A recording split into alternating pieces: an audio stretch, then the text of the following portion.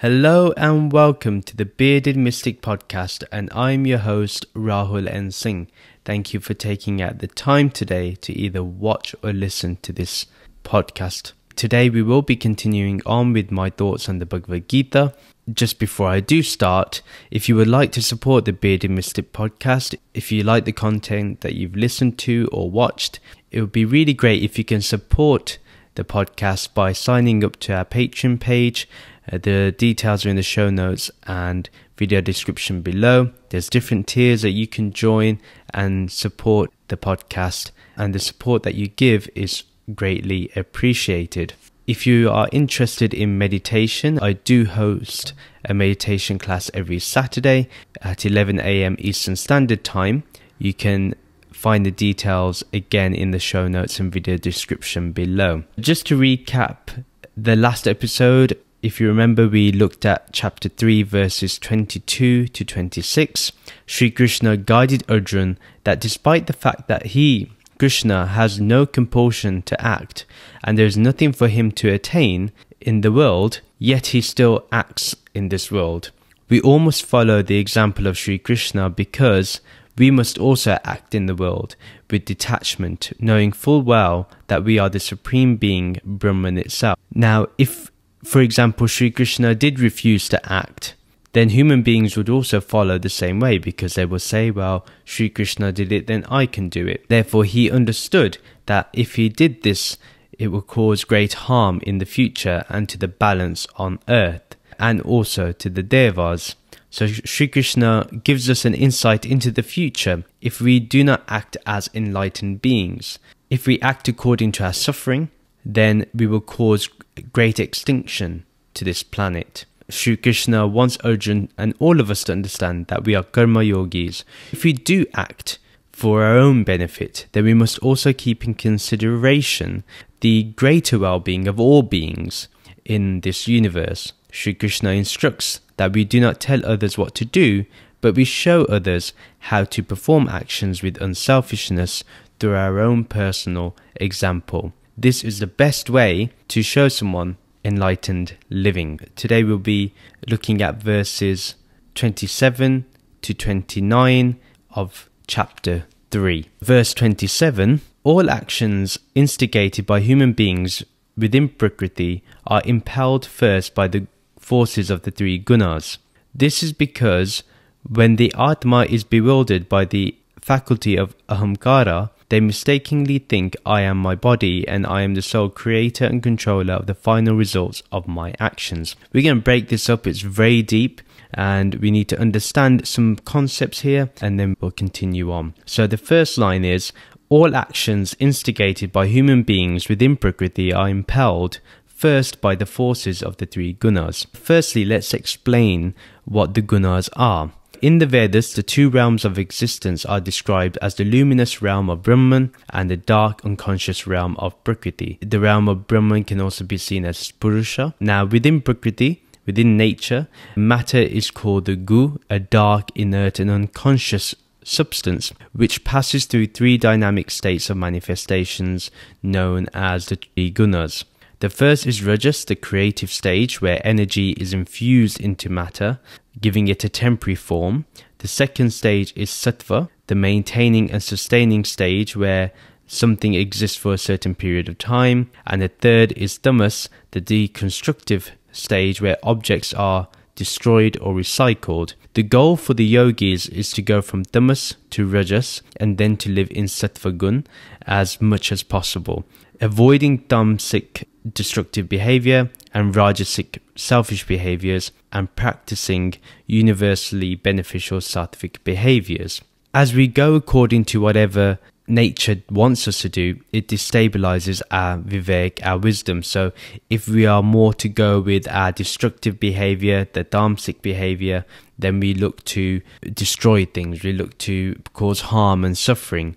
If we go towards rajasic, again we go towards suffering and being selfish in our acts. Whilst when it comes to sattvic behaviors, it's more pure, it's made of compassion. These are the things that we do according to nature. They're all within us. The good and the bad and the ugly, it's all within us. These are the three forces of nature that decide our actions going forward. So nature will always impose itself upon us as we are to act as human beings. We live as human beings, so nature will eventually have its hold upon us, no matter how much we may try to be spiritual.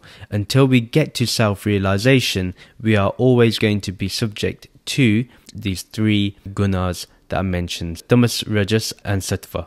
Most likely we will adhere to the forces of the lower nature, but there is an opportunity to advance them. And this is the whole point of karma yoga, is that we get to advance these lower natures into something higher, into something more pure. And that's through remembering who we really are, remembering our true nature, slowly creating that practice of going to the background of Brahman and not allowing the forefront of external material forces to have its effect upon us. Even when we go to a sattva, which is more pure, even there a subtle ego can be created by acting as if we are being pure, we are doing things for God, we're doing things for divinity, we're doing things to be better human beings, but we're looking to become saints, and therefore by doing this little act we create a subtle ego of being saints and being rishis or sages or being decent human beings. It creates a subtle ego which is hard to destroy because we cannot see it unless we have a teacher or we use Brahman, the light of Brahman's knowledge, to shine upon that. The next line is, this is because when the Atma is bewildered by the faculty of ahamkara, they mistakenly think I am the body and I am the sole creator and controller of the results of my actions. So when the ego or the false sense of self identifies only with the body and not with the Atma, then we face the consequences of our actions. So this way of thinking only strengthens the ego. What we mean is we have fallen under the identification that I am the doer, I am the human body, I am the mind, I am the thinker of thoughts. And this I am is then clouded by the doing aspects of what we do, instead of I am being the pure state of Brahman. Now this is what we need to understand, is that when it talks about the Atma is bewildered by the faculty of ahamkara, remember it's talking about the jiv, not necessarily talking about the Atma itself. Brahman itself, the pure awareness, that is not changed. That remains pure, but it doesn't get bewildered. The jiv gets bewildered because the jiv starts thinking it is the body, but if the jiv understands it is this Atma, this Brahman, then it will not be under any delusion, it will not be bewildered in any way. So if the jiv saw itself directly without the ego mind, it would understand that it is not the body, that it is not the creator, and therefore there is no control over the final results of actions. With these gunas, what we need to do is go beyond them steadily and with caution, not with ego or arrogance, but by understanding that the Atma is beyond nature, it is the infinite self, it is the infinite Brahman, and it is not the body and all things associated to it. Once we can understand this and we are able to realize this, then it makes complete sense. Then we understand that these gunas do not control us.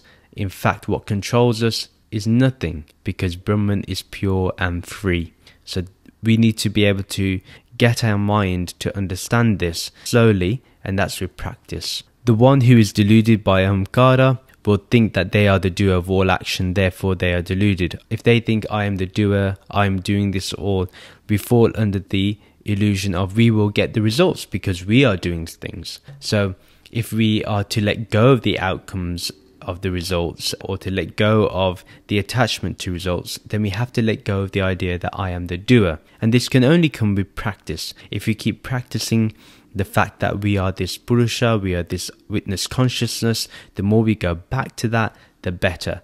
But the more we adhere to whatever we think Prakriti is, and we see Prakriti as nature, this material world, if we keep associating with that, then our ahamkara will be strong. But the more we remember that we are Brahman, we are this pure consciousness, we are this pure awareness, then we go back to Brahman. We live in the state of being Brahman. Then we are always in that pure state. So just remember, like I said, that the Atma here is referred to as the mind. We need to remember with this verse specifically, when we read it, we may read Atma, but remember that sometimes the mind is mentioned with the same word. it's always important to understand the context of the verse to understand what is being said. Adi Shankaraji also states that he who imagines the characteristics of the body and organs to be his own, who has self-identification with the body and the organs, and who through ignorance believes the activities to be his own, he thinks I am the doer of these diverse activities. Adi Shankaraji is just only emphasizing the point that I've just mentioned. When we think that we are the doers, then ego comes in, the false identification enters, and therefore we get confused and bewildered. And this is the nature of what will happen if we believe that we are the doers. So the context of this whole verse is that Sri Krishna is guiding Arjuna that nature can have a hold over us. The three gunas have an impact, and therefore we get confused that we are the body. The more we understand that we are the Atma, through a humble inquiry, we understand that we can transcend the ego respectfully and rest in the Atma. So here we can talk about inquiring into the jiva, understanding what the jiva is, and then understanding that it is not the body, that actually the jiva is the Atma, jiva is Brahman itself, and therefore we can have the real understanding and get rid of the false identification. Verse 28, O Arjuna, one who understands how the three gunas function within matter also realizes that the compulsive attractions of our body for desirable objects are in fact created by the gunas. Therefore, those who are thoughtful say to themselves, the truth is, the gunas of my senses are merely attracted by the gunas of their objects. As a result, they themselves remain detached from such material compulsions. So again, we'll break this up a little. So the first line, O Arjuna, one who understands how the three gunas function within matter also realizes that the compulsive attractions of our body for desirable objects are in fact created by the gunas. So once we understand and know how the gunas function within matter itself, within this universe, then we realize how closely associated it is within the body. For example, the weather may affect us and we may feel lethargic. Therefore, a desirable object there may be a cup of coffee or a cup of chai, which will probably give us a bit of energy. So even sattvic guna may be that we eat vegetarian food, and our body will do this because our mind knows that this will be seen as pure. So it can become a bit egoic.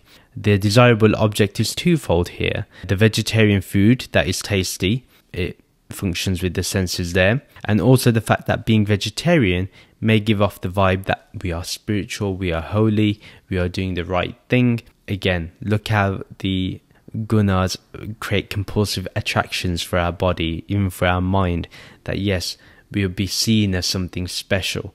So we are to be ever mindful of our compulsive attractions, and we should see how it is interconnected with the gunas. Therefore, those who are thoughtful say to themselves, the truth is, the gunas of my senses are merely attracted by the gunas of their objects.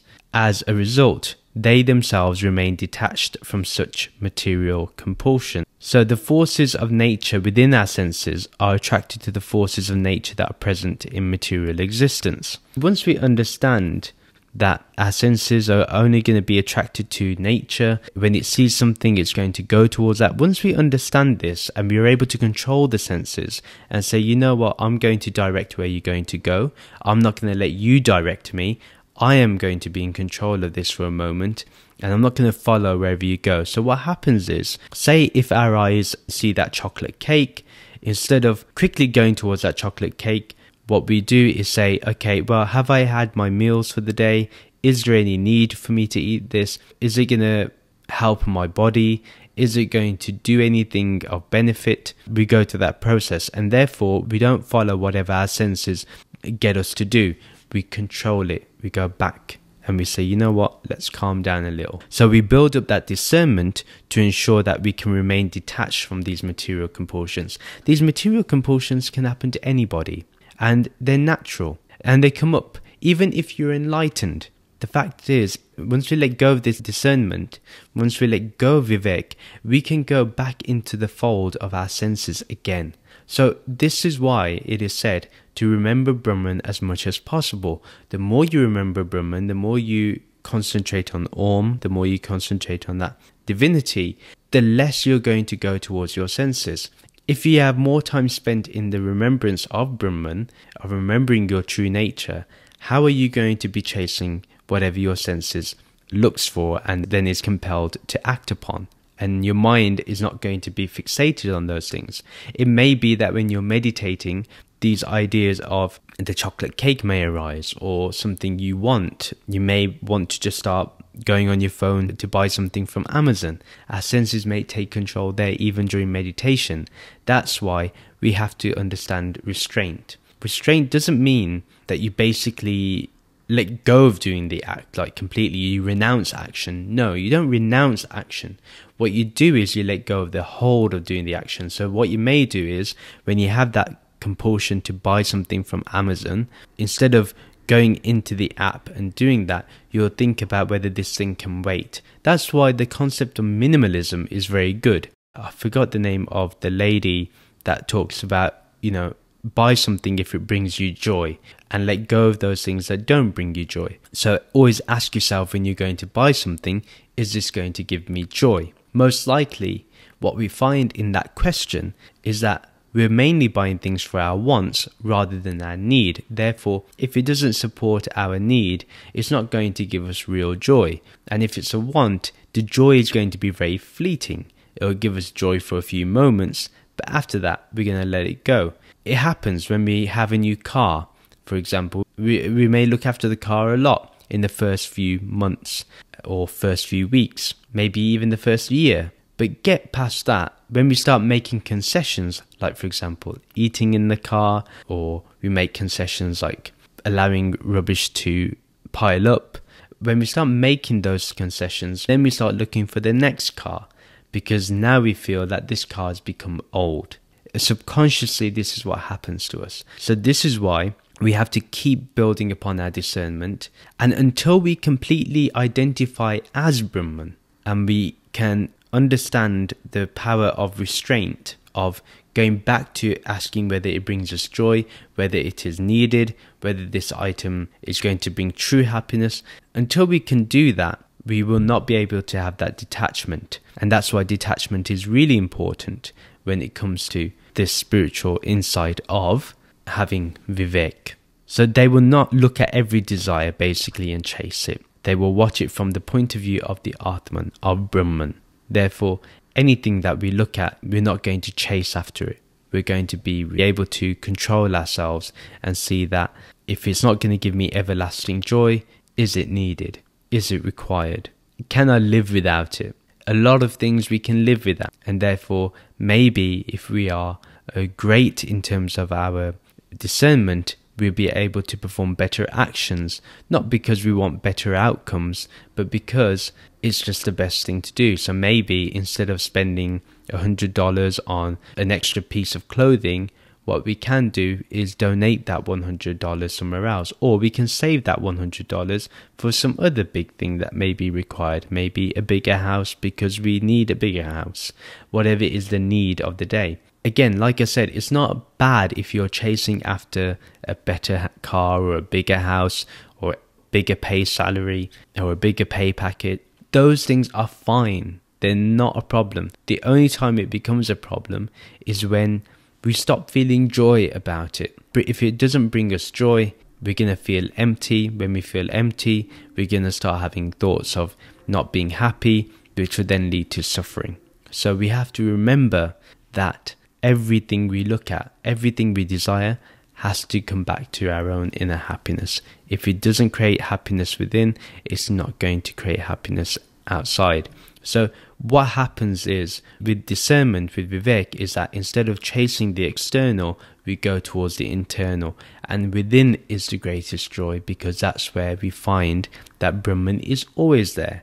And then eventually, when we've internalized Brahman so much, we'll be able to see Brahman as the whole world. And that is the beauty. The context of the whole verse, that with the understanding that we are the Atma, the gunas of the senses will not lead the seeker away. They understand the compulsions for more material satisfaction will remain detached. So maybe they will follow what those material satisfactions are. But they won't be attached to it. If it happens, it happens. They won't be attached to it. If, for example, their car is stolen, they won't go into suffering. They may be upset initially. What they will do is be able to move on. The thing is, it's about moving on. It's about letting things be and remembering that this too shall pass. That's how simple it is. Verse 29, those who are sincere but are still unaware of the distorting effects of the gunas continue to act by compulsion. Therefore, those who do understand should be careful in educating those who do not yet understand, so that the necessary actions and responsibility of their lives are not disrupted. Those who are sincere but are still unaware of the distorting effects of the gunas continue to act by compulsion. That's the first line. And what Sri Krishna here is telling us, that sincerity is not enough. If we are still acting according to the gunas, according to nature, then we are still not in control. We need to be alert enough to see the effects of nature, and these people who look for results are nothing but compulsive people. And at the end of the day, he says distorting effects. They distort our reality because we do not see nature from the state of Brahman.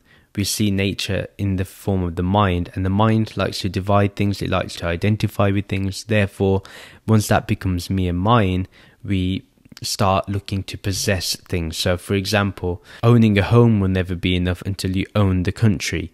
That's how we go towards. So, in fact, we just become more compulsive, and we end up distorting exactly what we need in life. Therefore, those who do not understand should be careful in educating those who do not yet understand, so that the necessary actions and responsibilities of their lives are not disrupted. So this is a two-way thing, and we'll break it down a little. That Sri Krishna is giving a warning here that those who do understand the impact of nature and understand how the forces of nature do function, they should be careful in guiding others who do not understand. The reason being that those who do not understand may not want their lives to be disrupted in any way. They may feel that there is nothing more to do, and if you tell them there is, they will feel disruption and they will not want to know you. It may cause the opposite effect of what you desire. So do not unsettle someone's beliefs. Even if you feel that there's something wrong with it, there's no need to disrupt it, especially if they feel nothing is wrong with those beliefs. We can slowly try to make them understand, but direct truth is not what they're ready for. So not everyone is going to be ready for the complete truth. So we have to be careful when we talk to others. If they are ready for the message, for sure we can give them the message. But if they're not, there's no need to pursue any further. Let these people continue as they are, so that life or the forces of nature can show them the better way of living. This will be completed by their own actions and responsibilities. So let nature do its thing. You see, the beautiful thing about nature is that it doesn't really want you to be truly identified with it. Eventually, it will be so exhausted by its trying to attain your attention and retain your attention that it will make you start feeling dissatisfied naturally. So, for example, you may achieve all the material comforts and you may get tired, or maybe you haven't got enough material comforts and you realize the futility in it. It's not always that those who are rich feel the futility of material desires or material objects. In fact, even people who are poor, who may not be able to afford the next meal, may see that this transient nature is not everything, and therefore they don't chase after material objects, but they find that inner peace. This inner peace doesn't matter. It doesn't just go for people who are rich or people who have achieved their desires. It can be attained by anybody, poor, rich, whatever your caste may be. It doesn't care. So we have to understand that nature will do what nature has to do, and it's better to let someone allow nature to bring them to the truth. So, for example, it may be that by chance we suddenly feel that these material objects aren't satisfying us, and we are looking for something more and something deeper, and that's when we will change. So it's important that we don't disrupt anybody's life. If somebody believes in something and they're happy in that belief, maybe they do not want Brahman, maybe they don't want moksha or mukti, that's fine. Let that be. If they don't want to be liberated, that's absolutely fine. There's no need to disrupt their life. That's why, for example, on TikTok, I will never go on someone's page who is of differing beliefs than me. For example, whether you believe in the philosophy of ISKCON, or whether you believe in the philosophy of duality, or you follow a religion whose philosophy I may not completely agree with. But I will never comment or disturb the people that follow those things. In fact, all I want to do is concentrate on my own self and strengthening my own understanding, because I don't feel I've understood Advaita Vedanta completely, or the message of Sri Krishna completely. So it's important for me to concentrate on my own and learn and commit time to self-study. Now, there are people who may enter my TikTok lives, or they may enter my comments and try to disrupt my learning. The best way to approach that is just block and just don't do anything about it. There was a time when I used to entertain these and try to change the views and opinions of these people. But what I realized was that when someone's stuck in their ways, let them be stuck in their ways. Don't try to disturb them. Unless someone puts their hand out to get out of the rut that they're in, they're going to stay in that rut. They don't want to be taken out of that prison of beliefs. So it's really important that as spiritual people, that if you are following any philosophy, that you don't look to say that your way is the better way. Obviously defend your beliefs when you have to. I do agree with that. But again, with respect and with dignity. If you act in a manner which is aggressive or angry, then people will not see that peace. And if they don't see that peace, then what value does your teaching or your beliefs have then? So it's really important that we don't get disillusioned, that we stay focused on our own path and we focus on our own learning. There's enough for us to practice without telling others on what to do. Therefore, just focus on your own self. The context of the whole verse here is that Sri Krishna wants us to understand that we should not disturb those who are deluded by the forces of nature or the gunas, as their intellect is not sharpened yet by discernment. And this is why it's important that you know what is real and unreal, and you just focus on that. Remember, the real is that which does not change, which does not modify, and that which is unreal is that which is changing, subject to modification, subject to birth and death. Remember, we are to discern so much that only the real remains, only Brahman remains. You can follow me on social media to keep getting updates. You can also subscribe to the monthly Bearded Mystic newsletter, and you can join the Bearded Mystic podcast Discord channel. The details are in the show notes and video description below. If you would like to support the Bearded Mystic podcast, there are a number of ways you can do so. You can utilize Patreon to get extra content for a monthly price, or you can check other ways to support me, and that's in the Linktree link below. If you can please rate and review the podcast on the Bearded Mystic podcast website, that's www.thebeardedmysticpodcast.com. It'd be really great if you can give a review on there. Thank you very much for listening. Om Shanti Shanti Shanti. Om Peace Peace Peace. Namaste.